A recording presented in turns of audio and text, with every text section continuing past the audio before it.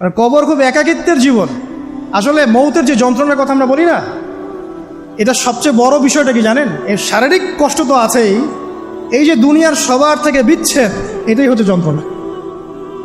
সবার থেকে বিচ্ছেদ না, সবার থেকে বিচ্ছেদ হয়ে চলে যেতে হয়, এটাই সবচেয়ে বড় যন্ত্রণা। মানুষ একা থাকতে চায় না। জেলখানায় যে মানুষকে বন্দি করে রাখে না, এই একাকিত্বের কষ্টে মানুষ ভোগে। একা একা, আমি একা, কেউ নেই আমার সাথে, এটাই। এর উপর যদি আবার টর্চার করা হয়, রিমান্ড দেওয়া হয়, তাহলে কি অবস্থাটা হবে বোঝেন। এই হলো কবর, এই হলো কবর। একটা ঘটনা বলে শেষ করে দেই, যে একজন ব্যক্তি মারা গেছেন, আর মুসা আলাইহিস সালামের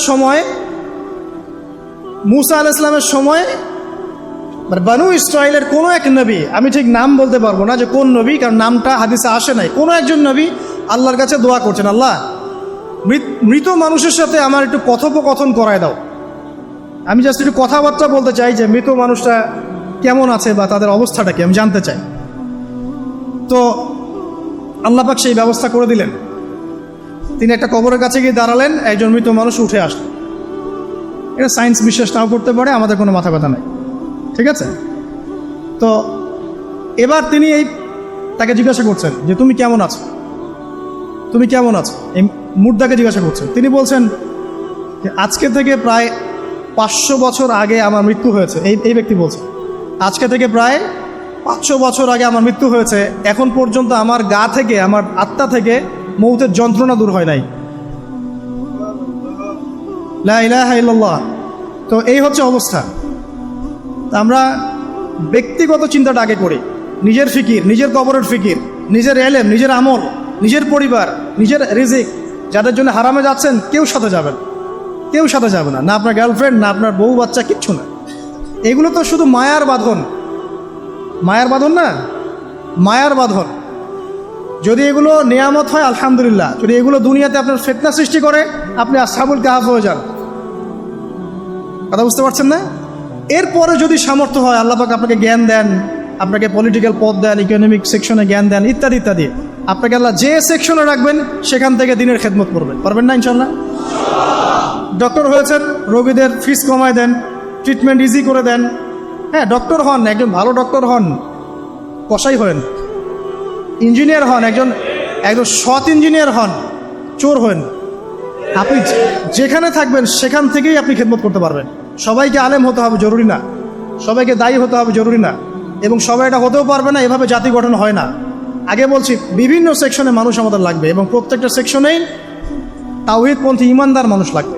ইবলিস যখন আদম আলাইহিস সালাম এবং হাওয়া আলাইহিস সালাম তাদেরকে যখন জান্নাত থেকে বের করিয়ে দেয়, প্রলোভন দিয়েছিল, মিথ্যা প্রলোভন, যে হাল আদুল্লুকুম, হে আদম এবং হাওয়া, আমি কি তোমাদেরকে জানিয়ে দিব, আলা শাজারাতিল খুলদি ওয়া মুলকিন লা ইয়াবলা, হে আদম এবং হাওয়া, আমি কি তোমাদেরকে জানিয়ে দিব এমন একটা গাছের ব্যাপারে, যেই গাছের ফল খেলে পরে তোমরা চিরস্থায়ী হয়ে যাবে এবং কোনোদিন মরবে না।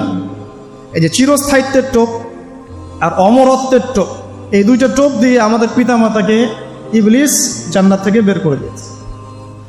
এখন পৃথিবীতে যত মানুষ পথভ্রষ্ট হচ্ছি আমরা, আমাদের এই দুইটা খাসলতের কারণে। আমরা অমরত্ব আশা করছি, আমাদের চলাফেরা দেখলে মনে হয় আমরা মরবো না, পরকালীন কনসেপ্ট বাদ। একটা হচ্ছে চিরস্থায়িত্বের টোপ, ক্ষমতা, এই যে ক্ষমতার দাপট, এই দুটো আমাদেরকে কিন্তু পথভ্রষ্ট করছে।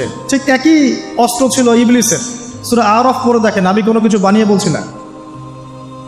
তখন আল্লাহ পাক বললেন যে ইয়া বানি আদম, হে বনু আদম, আদমের সন্তান যারা আছো, আমাদেরকে আল্লাহ পাক বলছে তোমরা শোনো, লা ইয়াফতিনান্নাকুমুশ শাইতান, শয়তান যেন তোমাদেরকে ফিতনায় না ফেলতে পারে। কামা আখরাজা আবাওয়াইকুম মিনাল জান্নাহ, ঠিক যেমন করে তোমাদের পিতামাতাকে শয়তান জান্নাত থেকে বের করে দিয়েছে। যেহেতু আমাদের পিতা আর মাতাকে শয়তান জান্নাত থেকে বের করে দিয়েছে, আল্লাহ পাক এই আদমের সন্তানদেরকে বলছেন তোমরা সতর্ক থেকো, তোমাদেরকে যেন শয়তান জান্নাত থেকে যেভাবে বের করেছিল তোমার পিতামাতাকে, এমন করতে না পারে। আর কি করতে না পারে? ইয়ানজিউ আনহুমা লিবাসাহুমা লিউরিয়াহুমা মিন সাওয়াতিহিমা, পড়ে দেখেন সূরা আরাফ। আল্লাহ বলছেন মনে রেখো আদমের সন্তানরা, ইবলিস কিন্তু শুধু তোমার পিতামাতাকে জান্নাত থেকে বের করেই দেয় নাই, বরং গাছের কাছে নিয়ে গিয়েছিল, ফল খাওয়ার সাথে সাথেই তাদের গায়ের পোশাক খুলে পড়ে গিয়েছে। তাহলে আমাদের পিতামাতাকে জান্নাতে নগ্ন করে দিয়েছিল কে? সেই কথা আল্লাহ পাক বলছেন আদম সন্তানদেরকে, তোমরা সতর্ক থেকো, তোমাদেরকে যেন ইবলিস নগ্ন করতে না পারে, ঠিক যেমন করে তোমাদের পিতামাতাকে করেছে। তাহলে এখন যে পুরো বিশ্ব জুড়ে নগ্নতার যে সংস্কৃতি চলছে এরা কার এজেন্ডা বাস্তবায়ন করছে বুঝতে পারছেন? কোরআন পড়েন, পৃথিবীতে যত সভ্যতা চলে গেছে, ব্যাবিলনের সভ্যতা, চাইনিজদের সভ্যতা, তারপরে যে আমাদের মাও সেতুং, ইতালির মুসোলিনি, এদিকে জ্যাপল সার্তে, এদিকে আপনার ফিডেল ক্যাস্ট্রোর কথা বলেন, ওই পশ্চিমা সভ্যতা বাদ দিয়ে যত বড় বড় সভ্যতা রিনাউন, সবার পোশাক ছিল শালীন। আমি চ্যালেঞ্জ করলাম, খুঁজে দেখেন চাইনিজদের পোশাক দেখেন, আগেকার পোশাক, 1000 বছর আগের পোশাক, শালীন পোশাক। তারা কিন্তু মুসলিম ছিলেন না।